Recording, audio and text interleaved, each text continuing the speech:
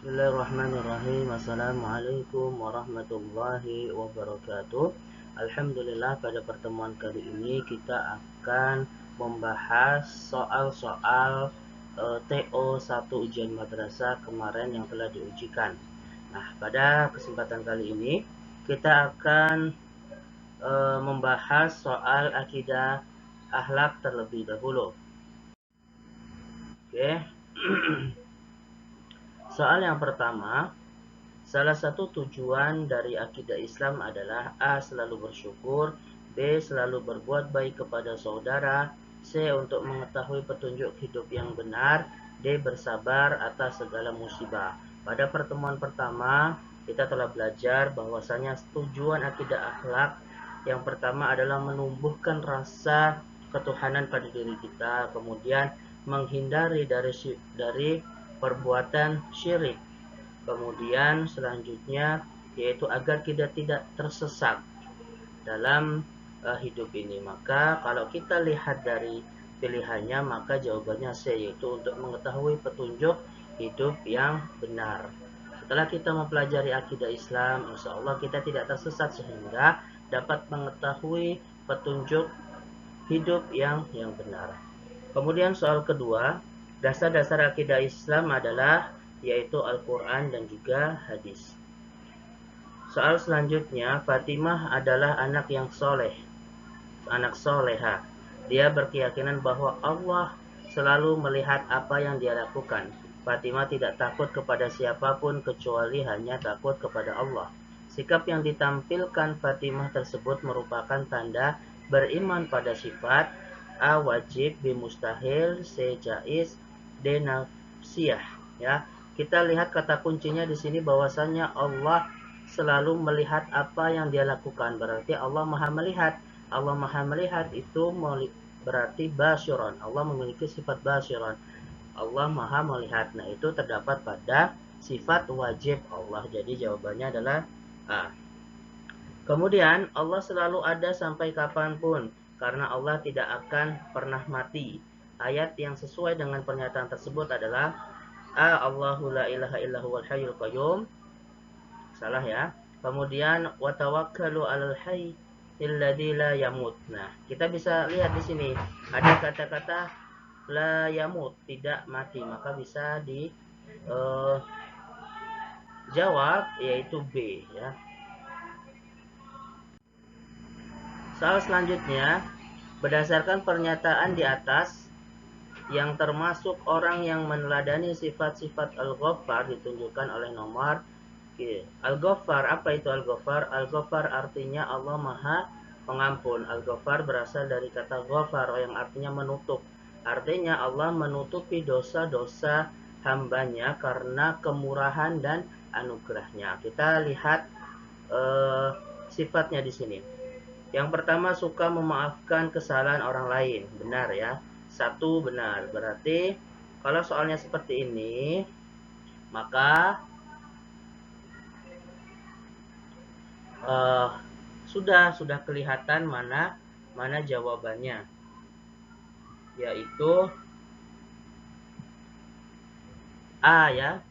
Karena di pilihan ganda ini tidak ada satu kecuali di A. Berarti sudah dipastikan 1 dan 3. Kita cek ketik yang nomor 3. Suka menutupi aib orang lain. Ya, berarti sifat dari Al-Ghaffar. Al-Ghaffar itu Maha Pengampun. Dan juga bisa diartikan secara bahasa Al-Ghaffar itu menutupi. Jadi jawabannya adalah 1 dan 3. Kemudian dan dari sekian banyak malaikat ada 10 malaikat yang wajib diketahui berikut dengan tugas-tugasnya.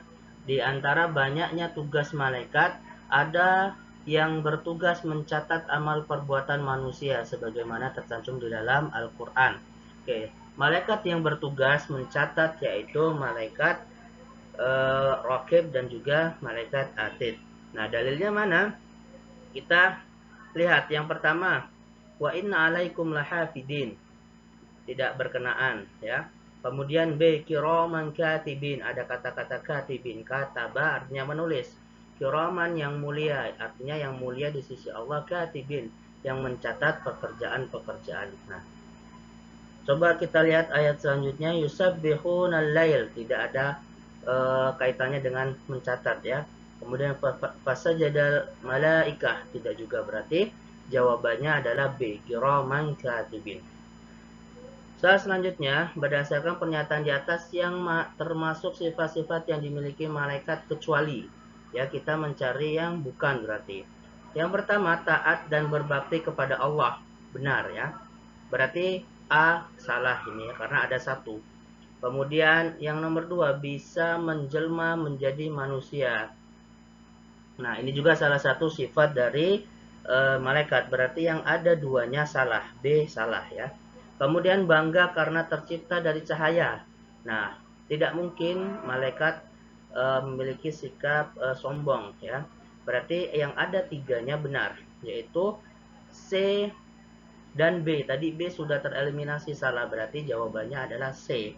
Untuk memastikannya kita lihat yang 5. Merasa letih karena selalu bersujud kepada Allah ya, salah ya. Berarti yang tidak dimiliki sifat dari malaikat adalah C, 3 dan 5. Soal selanjutnya, berikut ini yang bukan tugas dari iblis adalah A. Membujuk manusia supaya kafir. Nah, ini tugasnya, berarti salah. Menghiaskan bid'ah pada amal yang dikerjakan manusia, ini juga sifatnya.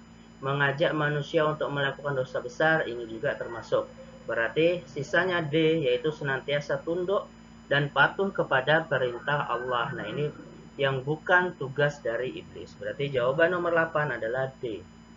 Kemudian soal selanjutnya, mempercayai dan meyakini dengan sepenuh hati bahwa Allah Subhanahu wa taala menurunkan wahyu kepada para rasul untuk dijadikan pedoman hidup manusia adalah pengertian dari, nah, kata kuncinya adalah menurunkan wahyu kepada para rasul. Berarti di sini bisa dikatakan yaitu pengertian dari iman kepada kitab-kitab Allah. Kita cari mana jawabannya? Yaitu B, iman kepada kitab-kitab Allah. Soal selanjutnya, setiap manusia mati maka akan berada di alam kubur.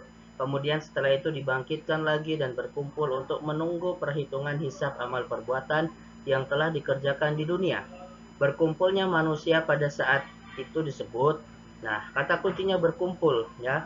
Maka setelah yaumul qiyamah itu ada namanya yaumul mahsyar, di mana manusia setelah dibangkitkan kemudian dikumpulkan di padang mahsyar.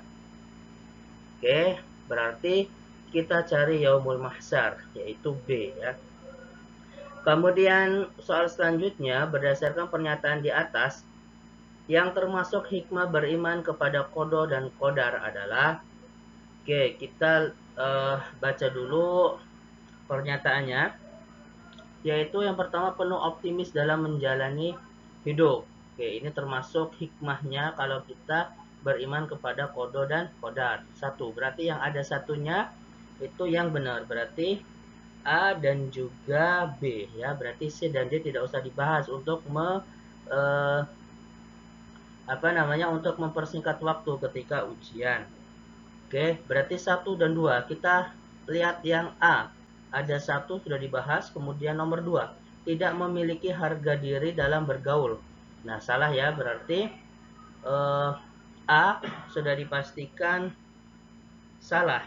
Jadi jawabannya yaitu tinggal B. Maka yang benar adalah B. Nah, jadi kalau ada soal-soal seperti ini, begini cara menjawabnya.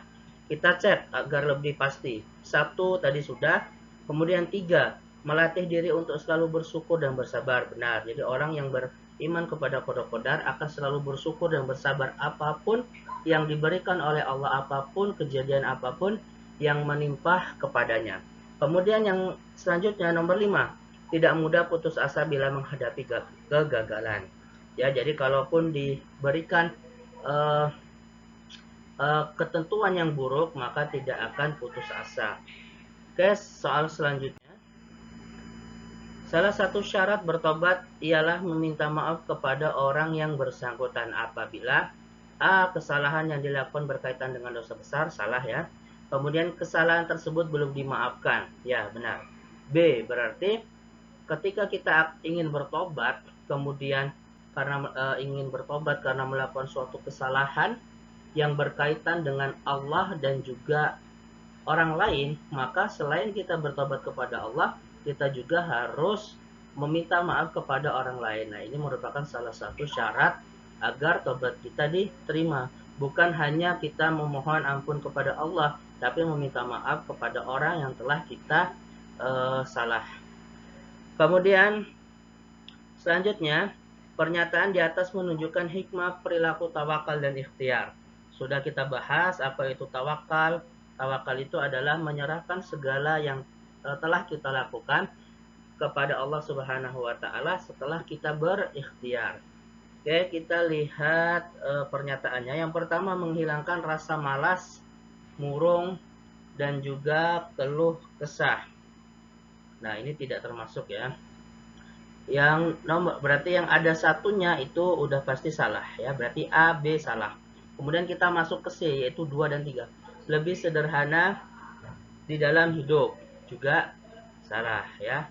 Berarti sisanya D, yaitu 3, menumbuhkan harapan baru dalam hidup ya. Jadi ketika kita setelah menyerahkan segala sesuatunya kepada Allah, maka kita akan menerima ya, dari situlah menumbuhkan harapan-harapan baru di dalam kehidupan kita. Yang keempat, lebih tabah dalam menghadapi musibah ya, karena telah kita serahkan semuanya kepada Allah Subhanahu wa taala. Apa yang telah kita lakukan, apapun hasil akhirnya, baik itu suatu kesuksesan ataupun kegagalan, maka pasti orang tersebut akan selalu tabah dan menghadapinya dengan lapang dada. Nah, itulah hikmah dari perilaku orang yang memiliki sifat tawakal dan juga ikhtiar. Kemudian soal selanjutnya, prestasi Farhan di kelas memang tidak cemerlang, secemerlang teman-temannya. Hasil ujiannya tidak pernah lebih dari 5 terbawah, akan tetapi ia selalu mengerjakan semua tugasnya sendiri dengan jerih payah sendiri dan bangga terhadap hasil yang ia dapatkan. Nah, Farhan merupakan siswa dengan sifat. Nah, kita lihat kata kuncinya di sini. Ia mengerjakan semuanya tugasnya sendiri, kemudian jerih payah sendiri. Artinya di sini memiliki sifat kerja keras. Ya, bekerja keras. Kita cari jawabannya, yaitu B ya, bekerja keras. Kemudian perbuatan ta'awun di bawah ini yang tidak dibenarkan oleh syariat Islam adalah, kita perlu ketahui bahwasannya ta'awun itu tolong menolong dalam hal kebaikan ya, kalau sesuai dengan syariat Islam. Maka pertanyaannya di sini yang tidak dibenarkan oleh syariat Islam. Yang pertama, mengajarkan membaca Al-Quran pada orang yang belum bisa membacanya. Bukan ya. Mendonorkan darah pada sebuah acara donor darah, ini termasuk ta'awun. Kemudian menunjukkan jalan pada orang yang sesat, sama. Nah, D, membantu teman agar bisa membolos. Nah, membantu ini juga termasuk ke dalam tolong-menolong, tetapi tidak dibenarkan dalam syariat Islam karena ta'awun yang salah. Ya, karena tolong-menolong dalam keburukan. Soal selanjutnya, ada perbedaan perilaku orang yang berilmu dan orang yang tidak berilmu. Salah satu contoh perilaku orang yang berilmu dalam kehidupan sehari-hari adalah A, tidak mudah menerima pendapat orang lain yang dia anggap lebih bodoh. Salah ya. Kemudian B, tidak mendahulukan nafsunya dalam mengambil keputusan dalam masalah apapun. Nah, ini kita sudah tahu jawabannya, yaitu B. Orang yang berilmu pasti memiliki perilaku tidak akan pernah mendahulukan nafsunya di dalam mengambil sebuah keputusan dalam menghadapi masalah apapun. Oke, selanjutnya, upaya untuk menanggulangi dampak negatif pergaulan dapat dilakukan dengan cara berikut, kecuali oke, A, melakukan pengawasan terhadap siswa remaja. Ini benar, yang ditanyakan kecuali berarti yang tidak. Ya, B, melakukan hal-hal positif, ini termasuk. Menghindari pergaulan bebas, ini termasuk. Tidak milih teman bergaul. Nah, ini ya. Makanya di dalam upaya menanggulangi dampak negatif pergaulan, kita harus memilih teman di dalam bergaul. Kemudian selanjutnya, Para calon anggota legislatif kerap mengumbar janji pada saat kampanye pemilihan umum. Apabila janji tersebut tidak ditepati, maka mereka golongan A. Musyrik, salah ya. B. Mungkar, juga salah. C. Munafik. Nah, berarti jawabannya C. Munafik. Apa itu munafik? Artinya apa yang ia katakan tidak sesuai dengan hatinya, atau apa yang telah ia janjikan kemudian tidak dikerjakan. Nah, itulah termasuk orang-orang yang disebut dengan golongan munafik.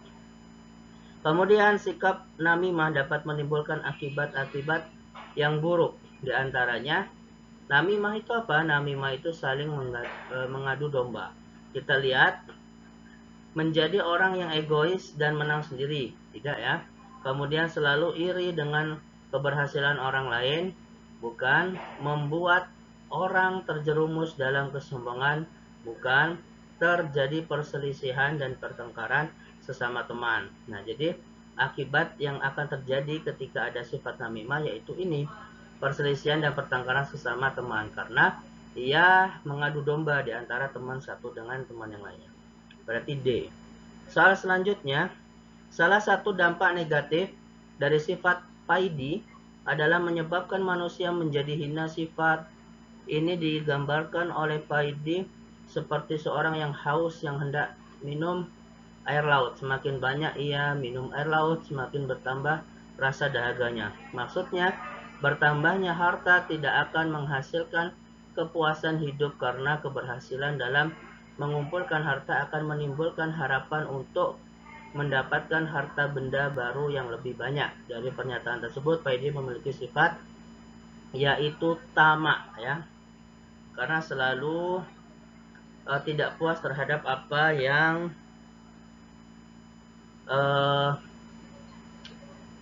ia dapatkan.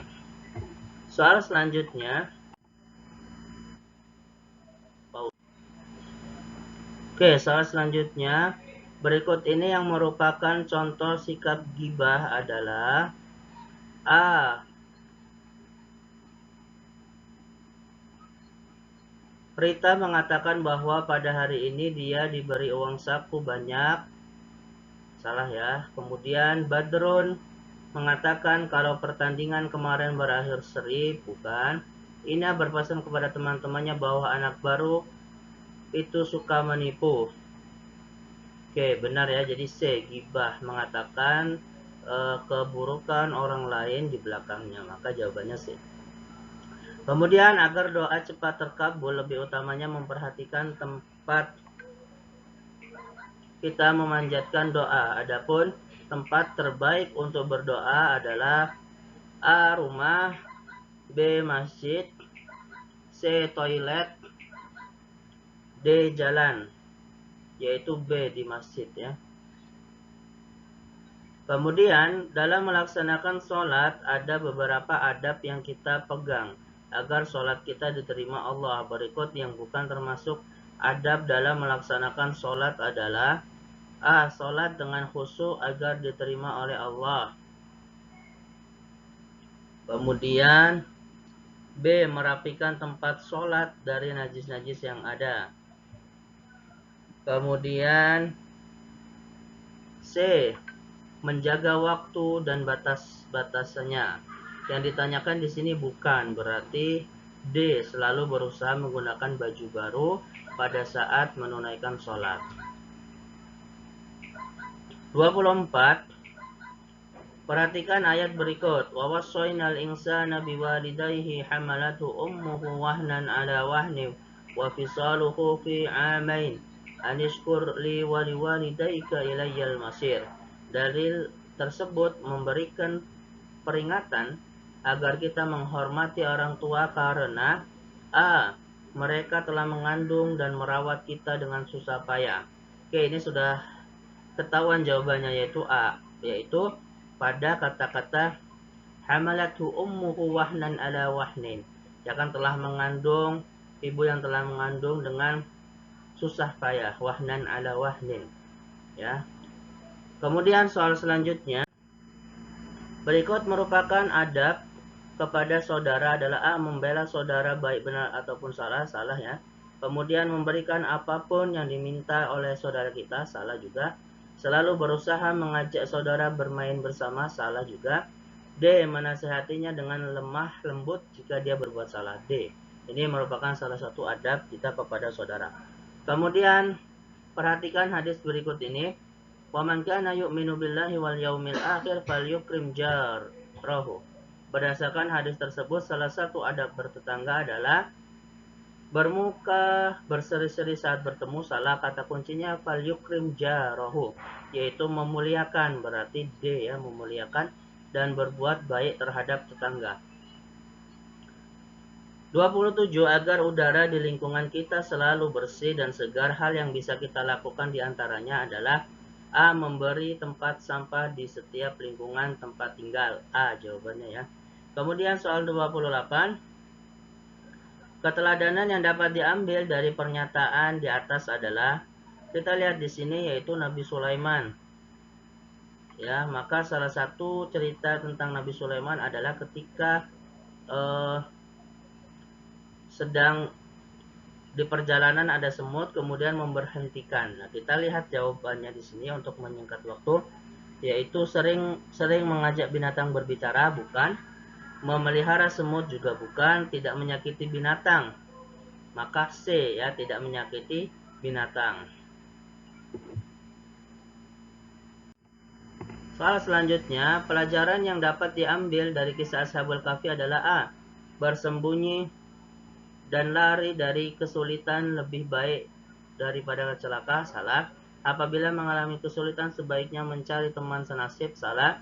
Allah menolong siapa saja yang berjuang untuk menegakkan keimanan, C ya. Ini salah satu pelajaran yang kita dapat ambil dari kisah Ashabul Kahfi, yaitu ketika Ashabul Kahfi melawan pemimpin yang zalim ketika itu, kemudian ditolonglah oleh Allah Subhanahu wa taala. Kemudian Nabi Ayub alaihissalam merupakan teladan yang hebat dalam kesabarannya menghadapi cobaan Allah. Diantaranya adalah, kita tahu cerita Nabi Ayub di mana diberikan ujian sebuah penyakit oleh Allah Subhanahu wa taala. Maka jawabannya B ya, tumbuh basil yang menyebabkan sakit kulit yang menjijikan. Kemudian hal yang dianggap kekhilafan Nabi Yunus alaihissalam adalah karena Nabi Yunus alaihissalam A. meninggalkan ke umatnya dalam berdakwah memendam amarah, A ya. Kemudian 32. Abu Bakar As-Siddiq adalah sahabat Nabi yang dicintainya. Keteladanan yang telah ia berikan kepada kita adalah A. Abu Bakar selalu menyiapkan pasukan perang yang handal, melatihnya dan menantang setiap kafir yang dilewatinya. B. Membangun masjid-masjid dan menghancurkan berhala-berhala. C. Abu Bakar menyumbang semua hartanya untuk Islam. D. Abu Bakar tidak pernah pulang ke rumah, selalu menemani Rasulullah. Maka jawaban yang paling tepat dari pertanyaan tersebut adalah, yaitu C. Abu Bakar menyumbangkan semua hartanya untuk Islam dan menyerahkan keluarganya kepada Allah dan Rasulnya. Soal selanjutnya, kesederhanaan Khalifah Umar bin Khattab mengikuti Rasulullah dan Abu Bakar diantaranya adalah yaitu C ya, menolak dinaikkan tunjangan hidup sebagai khalifah. 34. Keteladanan Khalifah Utsman bin Affan yang patut kita contoh adalah B. Menyumbangkan 1.000 onta untuk tunggangan untuk berperang melawan kafir. Ini ketika perang Tabuk ya.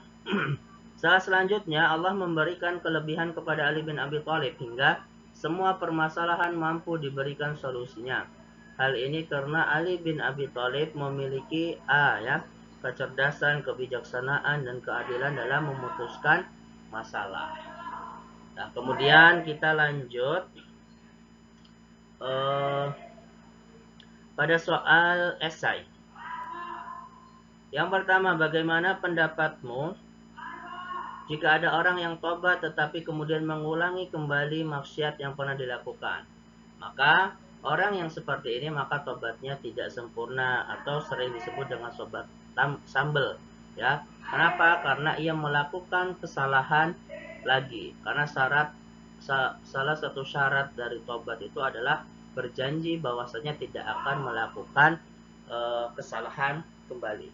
Makanya orang yang melakukan kembali kesalahannya setelah ia bertobat, maka belum disebut dengan tobat yang sempurna, yang benar-benar tobat. Soal selanjutnya, tuliskan beberapa keteladanan dari kisah Nabi Ayub dan Nabi Yunus. Kita tahu Nabi Ayub diuji oleh Allah dengan penyakit kulit. Nah, dari sini Nabi Ayub memiliki kesabaran yang luar biasa. Makanya salah satu keteladanan yang bisa kita ambil adalah Nabi Ayub.